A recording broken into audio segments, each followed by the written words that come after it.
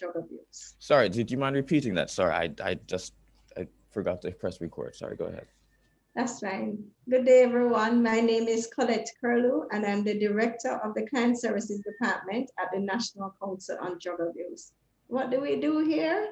We gather data first of all, right? So we go around the country and we look at best practices around the world to decide on what would be best for Jamaica and the context that we operate in. And we use that information to guide policymakers in making legislation, in coming up with standards, and also in developing policies. And we use the best evidence that's out there and the best practices and what the data says to drive our prevention and treatment programs. And we do training because we can't do it without the help of persons in communities, and our stakeholders and partnerships with different organizations. So we also train persons. And we implement these evidence-based prevention programs in schools, in communities, in workplaces.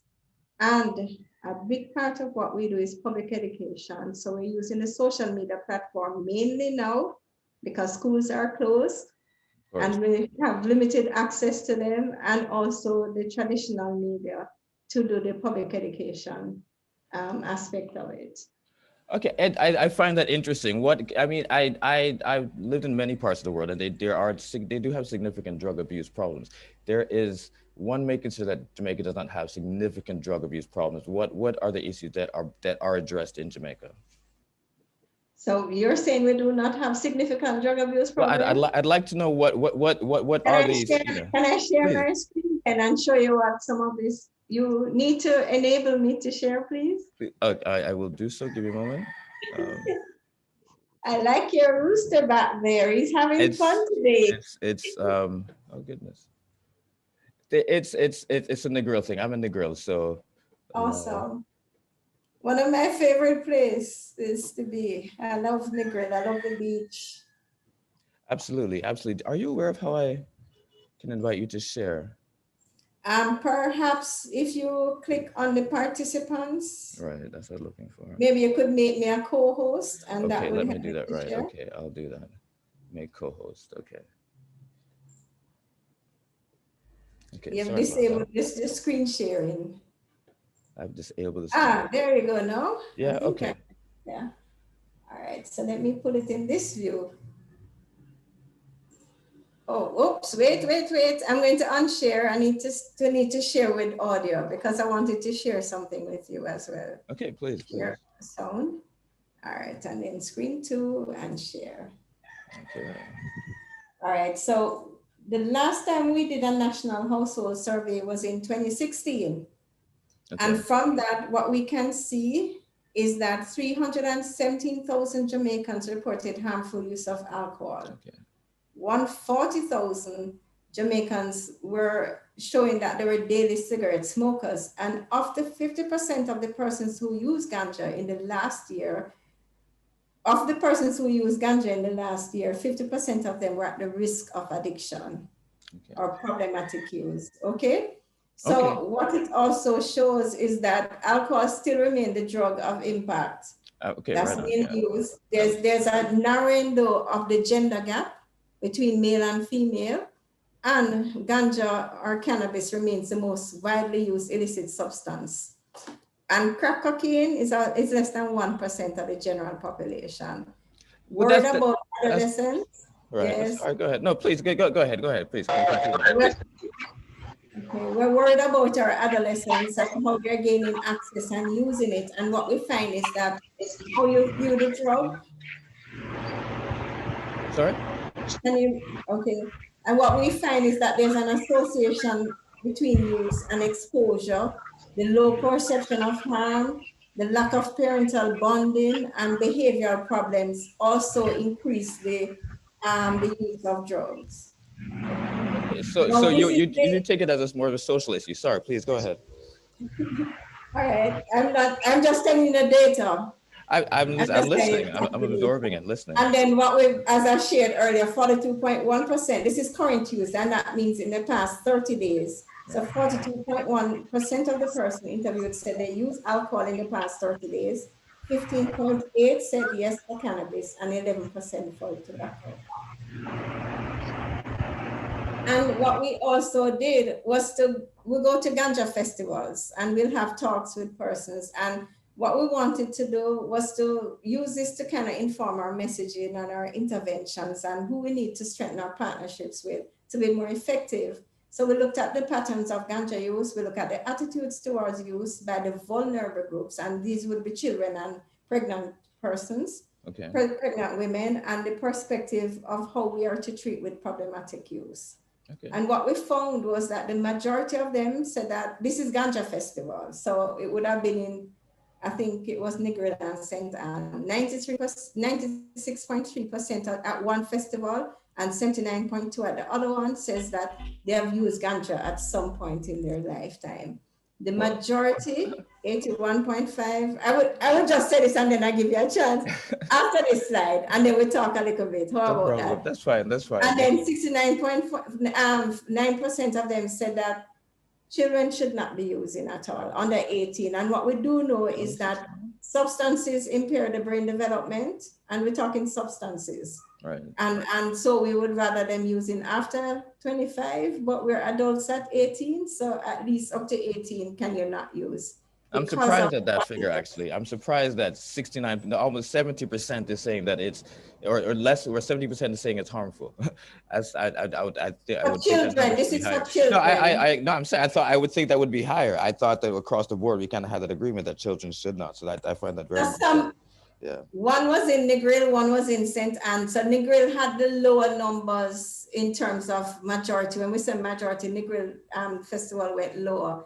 And for one, 81% said pregnant women shouldn't smoke, and 49 at the other one said pregnant women can smoke. Okay. And they agreed though that the Rastafari community, if anybody is in there and need any treatment, they should seek it. And also they all supported, 93 and 75% said we should go ahead and do our promotion among youth, that they shouldn't be smoking. And 80 and 70% said they knew of NCDA, and they are suggesting that we continue our focus on public education, research, prevention, and policy and treatment. So you can go ahead now and we can talk and then I go back to it. Right on, thank you. Wait, one more thing. I forget this part. Now, the treatment data, persons that were in facilities for treatment were predominantly males. 50% of them said they were, I would say 70% were under 30, and this was 2013, 2017. Right. Majority were educated up to the secondary level, which is 49%. 50% were in treatment because of ganja, and 38% for crack cocaine, 20% for alcohol, and 10% were previously arrested and had been arrested in the past year, while 46% were previously arrested. And for NCDA, 88% of our clients were male, 12% were female, 61% of them were children, 39% of them were adults. And the drug of impact that we saw persons with was ganja, and then alcohol, and then crack cocaine and tobacco and ecstasy. And excellent. Okay. Your time now. I haven't given you much. You link those all into one. No, that's I'm just finding the numbers are interesting. When you mentioned that there's a need for education. There's a clear disparity. If St. Anne and Negril are saying, almost there's a 40% difference between what they're saying with suggestion of child use. That's obviously paramount. Well, tell me what are the? I mean, we're all about cannabis. In this conference and what we're doing. Tell me, what are the problems that you find with ganja use? Is it the prevalence of use? Is it too much use? Is it the abuse of use? Are you finding people becoming abusive if they're not consuming? What are the problems with cannabis that you're finding? So what we are finding, one, is that we're still not sure what the legislation says. All right, so smoking in public spaces is not allowed. Right. People are still smoking everywhere, and it's not allowed. Similarly to where cigarettes are not allowed to smoke, it's the same thing. No smoking in public spaces, no smoking at sporting events, right. Entertainment events. Where are there? Schools, no smoking in public spaces. So I think that is still not known by the majority of persons. Also, children, they are not allowed to be smoking according to the law. So I think those are the two things. And what the third thing that I would perhaps flag is the recreational use, which is still not allowed. So I think it's allowed for medicinal purposes. It's in public. Recreational use is still illegal, but possession has been decriminalized of 2 ounces or less. So what does NCDA feel about that decriminalizing of cannabis and I guess the freeing up of the herb in the nation? How do you guys, what's your take on that? We agree that it is for therapeutic or medicinal purposes, for the research of the use of it for research, for religious purposes. We're all for it for that. And we recognize that persons may use it. I have more to share. I'll give it back. I just wanted to get the pictures. I just wanted to get please. We like to, yeah, we like that. And so I think for us, that is our concern. We're concerned that children have access to it. Okay. It impairs their brain development. We're concerned that sometimes productivity might drop because of use and misuse of it, because as you saw, 80% of our clients are in here because of ganja use. Right. And that's across the drug treatment courts, across child diversion programs, and in our treat probations and clients that walk in for us. Okay. So what is this campaign about? The Good Ganja Sense campaign. Please tell me a little bit about that. We recognize. Can you imagine that we have been saying what is not good about ganja, but there are some good things about ganja. Absolutely. And that's what this campaign is about, informing you about the facts about ganja, and then hopefully you'll make informed decisions regarding that. And as I'm stressing again, that the good thing for us is the medicinal part of it, and more research to be done so that we can know beyond a shadow of a doubt that this is what is important and critical for the public to know about ganja. This is how you're to use it. We are against smoking generally, tobacco, or ganja, because of the harmful effects it has on the body. Right. Okay. So we would rather that it be done according to the prescribed, I'm using the term, what's the word? With lots of reservations. With lots of reservations. Okay, well. Because smoking is not good. So the medicinal use of it would be through tinctures and maybe taking out the THC, using the CBD oils and other methodology. The cannasol and those things are what the preferred method is. But we recognize the rights of persons to choose. Right on. And that's something that we are learning and practicing more harm reduction as well, so that you are aware that, and I hear the buzzword is coming up again, that people can become addicted. That's coming up again to it. And so we would want persons to be more deliberate and selective. In the use, and more intentional, to use with intention, not just kind of willy-nilly, as people are accustomed to. I mean, because it is a part of the culture, the consistent use of cannabis. You do have a challenge ahead of you. So, I mean, what type of challenges have you been facing when you do approach entities, organizations, people like the CLA and so to say, look, we need to educate people? How has that been? So we are all for it, and the project goal is to improve this Good Ganja Sense, because that's the name of it. The overarching goal of this project is to improve ganja literacy among the Jamaican population, to strengthen the capacity to make good choices about ganja use. Right. The components of it, and I'll answer that question, is project management. You have to manage a project. Then you do mass communication. We hope to have a big mass communication campaign out there. And we want to do school engagement. So we're looking at the policy school. We're trying to build a peer leadership and their capacity to lead, and by example and also by choice, and show their peers how to operate. And what we realize is that there's a family component. So we're trying to build a family bonding and communication so that children can thrive rather than strive within their families and Right, communities. right. And we want the communities to protect the children. Of course, right on. So all right, so that's okay. So That's we no, are no, go doing ahead, this go in ahead. partnership with other organizations, because the first phase of it that we did in about 3 years ago was know the facts, know to act.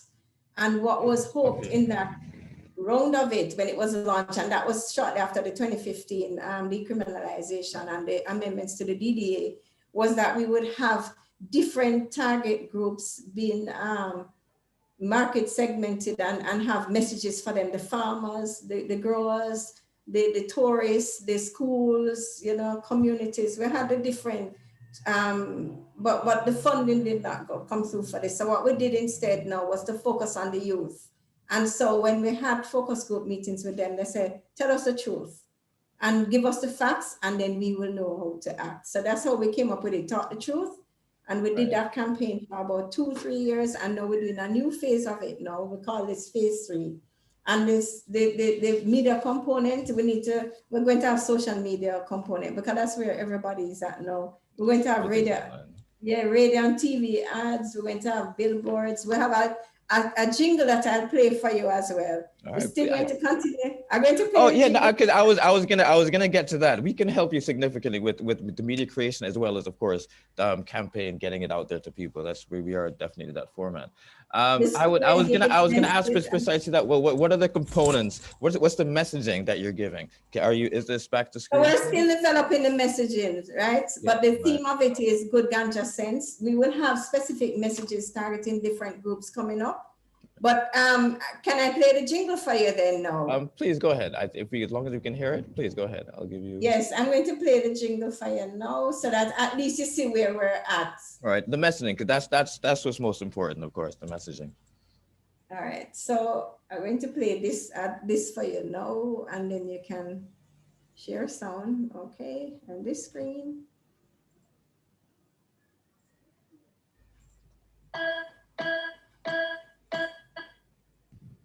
Okay. There you go. Good ganja sense. Learn more your ganja, just be smart with it. Good ganja sense. Good ganja sense. We have many uses for the cannabis. Knowledge is power. Youths, we need that. Ganja smoking and no pitney thing that. Commercial ganja, you farm then you reap. Entrepreneurs and scientists. Good ganja sense. Learn more the ganja, just be smart with it. Good ganja sense. Good ganja sense. We have many uses for the cannabis.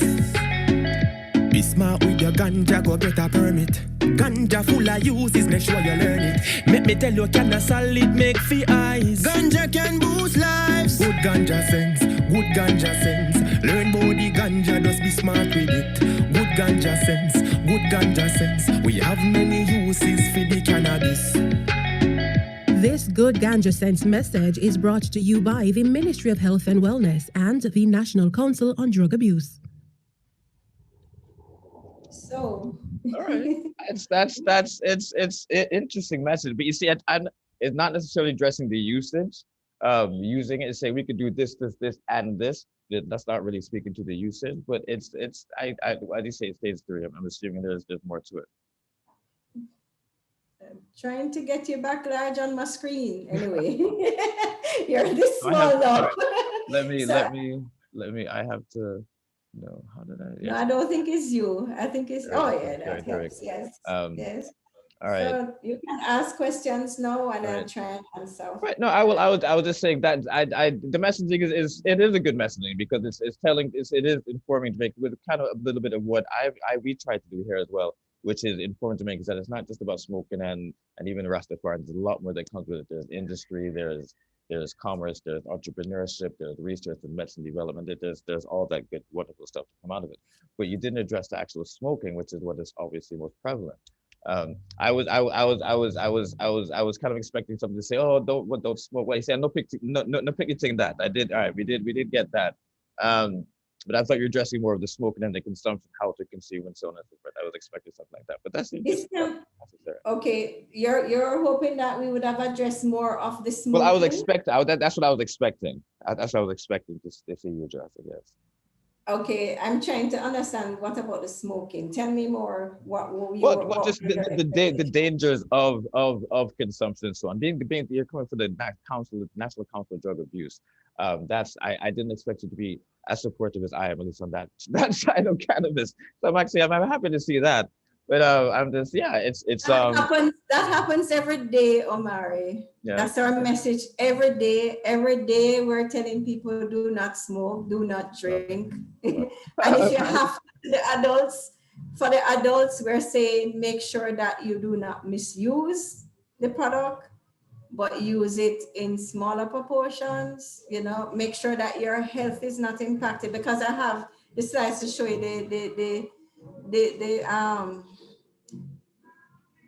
okay. But I have the slides to show you the impact that it can have on the economy, on your health, right, and on your families. Because if you are not healthy, you cannot be productive. You have cut down your lifespan, right? Because you know the diseases that you can get from it, cancers, smoking generally. Right. Emphysema, you have breathing disorders. A number of persons that I know that smoke ganja with COVID, they had adverse reactions to it. Yeah, that's interesting. There's a theory out there that COVID can actually kill ganja can actually kill it. Make no mistake, that's a very strong sentiment that exists out there, predominantly among smokers, of course, but it definitely exists. We do not propagate such information, but it's the prevailing thought. It's propaganda. And I've seen people that have smoked ganja and they had negative reaction to the COVID vaccine. Any non-communicable, any underlying disorders. And that's why I know generally you hear the minister saying these persons have died and they had comorbid disorders. They were underlying disorders. Most of them that died. And smoking does not help it at all. Right. And especially, that's your cat? It's a cat that believes if I'm his human. That's kind of how it works, but yeah. Yes. So I would not test that theory. Okay. Do not test this theory. But we have been saying that all these years. That's what we say. And we have been against ganja smoking generally. So what we are now saying is that still not good for you. However, ganja does have benefits used medicinally. Okay. All right. And preferably not smoked. Well, that would lead me to have to ask the question, because there are, even high levels of THC is also therapeutic and medicinal for many cases. Many people consume largely because of anxiety, so it is kind of therapeutic. There is a yes, we can go out to a party and smoke, but it's always really just to kill the anxiety thing, just like drinking to a level. But so I must say that even yesterday I went to I was on the road and visited some of my treatment providers, and there were some children there, say underage youth, they smoked and they were hospitalized. Yeah. What age group are we talking about? 1 week later? 1 week later, and they could barely walk. A couple of them could barely walk. So it does, you might find that, yes, anxiety might go down a little bit. But however, what it does is that it's going to give you memory problems too. You're going to get bronchitis. You're going to have the burning mouth, the lips, the hands, you see it. Crack cocaine does that too. You're going to have the cough. A lot of chronic smokers, you hear the lung almost definitely, yes. And the cough. I smoke. Yes. Do you have a cough? Not persistent, but I know the cough. I know the cough. And that's the same cough. That's the same reason why COVID, you'll have adverse response to COVID. Yeah, because there's more weight. Because you're compromised. Your immune system is compromised. So we have to, and that's what I'm talking about. And I think that's what the Rastafarians were even saying. Yeah, we know that we have medical conditions that will cause from this. And so we need to seek treatment sometime to moderate use, or maybe change how you use. Well, that's what I was going to get to. Is there no attempt to maybe to inform people? What about vaping, which is not as harmful as smoking? As you mentioned, there's tinctures, there's edibles, which are not yet legal in Jamaica, for whatever reasons. There's other ways to consume. Yeah, I mean, what about pushing, I guess, promoting such other forms of consumption? I don't know, how does NCDA's position on that? Excuse me. Omari, keep safe, you hear, and keep physical distancing. But how about those things? We still would prefer you to only use for medicinal purposes so that it can be healthier on your body. You talk about the vaping, the heat changes the concentration of THC in the products. So it's not better for you. It is, if you want the effects of it more, then that's better, but it's not better because you can't. Not as damaging to the lungs. From that point of view. And also let's talk about the edibles. I've been to ganja festivals and see people on the ground. You don't know the concentration of THC in that. You don't know what your body can think. And what happens is that it takes a longer time for it to kick in, and you're not feeling the high or the relaxation, and the anxiety is still there. You take some more. Well, that's improper consumption. This is where you guys come in. It's all about education on how to consume. Yeah, but what needs to happen? One little thing. You take the one little thing. That's it. Yeah, and standardization, but we can't promote that use because it's illegal. Well, in Jamaica. So, yeah, NCDA is about promoting what's legal and what's healthy.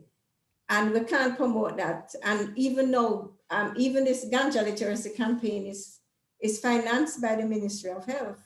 Right. But we still have to do a lot of investigation. You know, we don't know half of what ganja can do or a quarter of what it can do. So more research is required.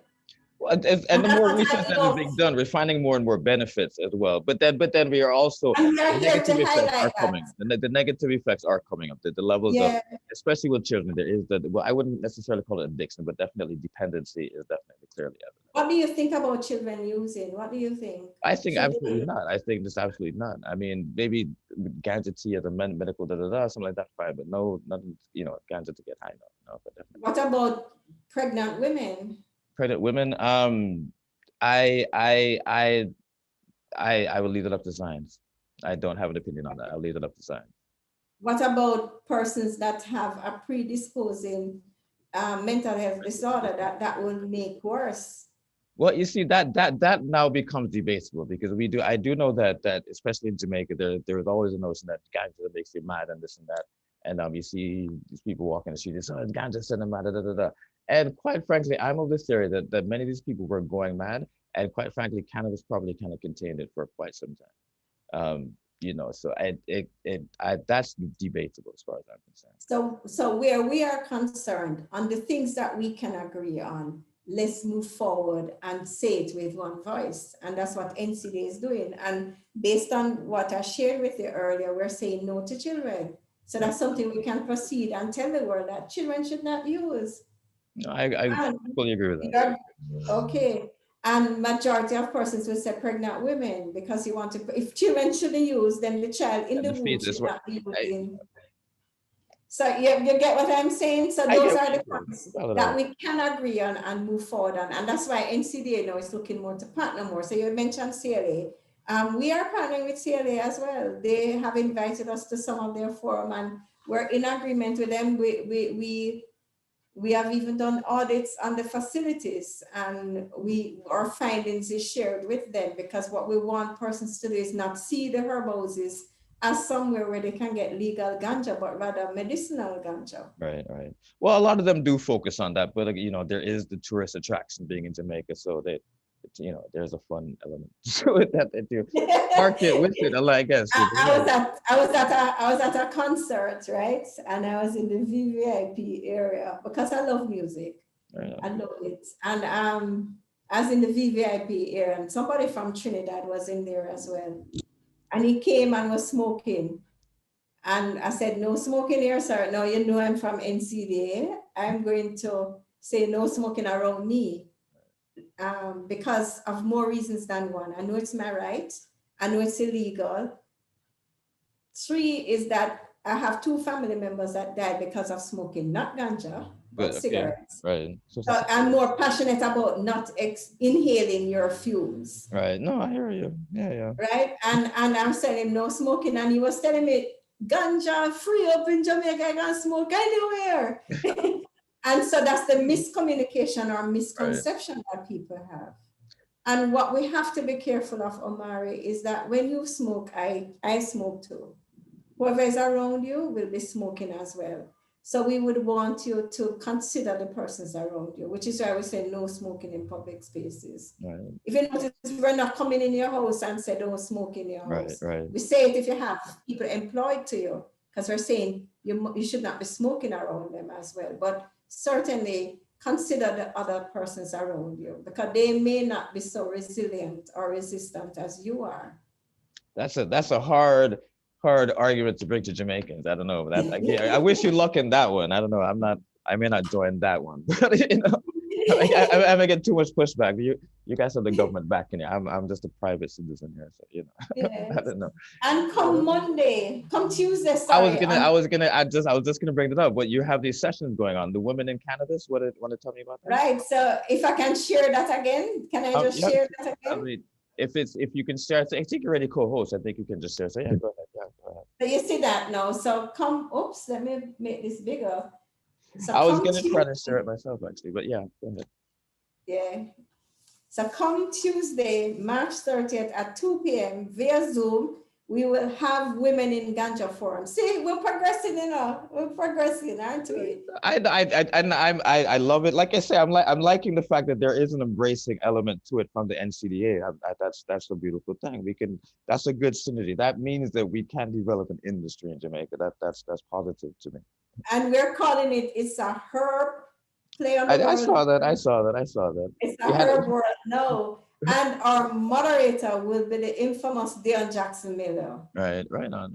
I saw very impressive. I just to throw in, the other day, 2 days ago, we had a session and we had the new CLA CEO, we had the Barbados CEO, and basically they're all women. So it's like all the leaders in these institutions in the Caribbean are women. So yes, I guess it's a herb. And we were deliberate in not including our executive director, who is a gentleman, on the program. So instead, we would have the director of our corporate services department bring in some greetings and welcome there. We have Cheryl Murray Powell, who's an agricultural cannabis and dietary supplement attorney, and Chantal Carr, who is a ganja breeder, Annette Henry, who is an attorney at law and has licenses and regulation information, and Felisa Bailey, who is now at CLA. And her launch was held on March 9th, and we had the CLA current CEO at that launch. So we're trying to get information out there. When we have the specific messages for the different target groups ready, we'll be happy to share with you when that time comes. Please do, please. And we'd be happy to work with you on some of these campaigns as well. I've got a very solid media background. So that's and we have a program. This isn't just about this and be recording. It's we have the Ganja Project television. Hopefully it will be on television. So if we can get you guys to sponsor us and we can afford to put it on television. So yeah, we'll do. So guess what happened, Omari? One of the reasons why the information out there is not so great yet is because of the lack of consistent funding for us too, because we're a government. Right. But certainly what we hope to do is to partner with more entities and to have more information out there with this Ganja campaign to hopefully get some more information in a sustained manner, similarly to what you're trying to accomplish. It is necessary because people learn and they forget and they go back to their old ways. And if you're trying to effectively change the culture, it takes a good reiteration of notions. That's really the only way to impact it. Please do send me that video. I will put it up on our website. I'll put up the actual video and so on. Well, yeah, thank you very much for joining us, Collette, or Miss Kirlew, which Collette, or I guess I can call you Collette now. We're friends now. We're friends now. We're cool. Yes. I will call on you again for more information. I do like what you guys are doing. I think it's great that you are embracing the industry from an appropriate point of view for what you stand for and so on. Is there, sorry. And for the growers as well, we wish them well. We hope that soon all small farmers will be part of the formal trade as well. That is what I know CLA is working on to their alternative development, because it's absolutely critical that nobody feels that they're doing anything illegal here. That's not the plan, and that it can be what they're doing can be a part of the formal structure and system. I think the problem with that is that they already don't think what they're doing is illegal, and they just think we should just be a part of the system because we're already here. And there's of course certain issues with that, but that's a whole part of the problem. I think what we're doing is absolutely not wrong, and so they just figure we should just be continuing what we're doing and start making some money. But it's not. It doesn't exactly work that way. But what that does do, in fact, is end up getting a lot more cannabis out into the market. So again, the consumption information is also, I think, important. Because we see what happened. Was it yesterday that I heard that some ganja was seized? The U.S.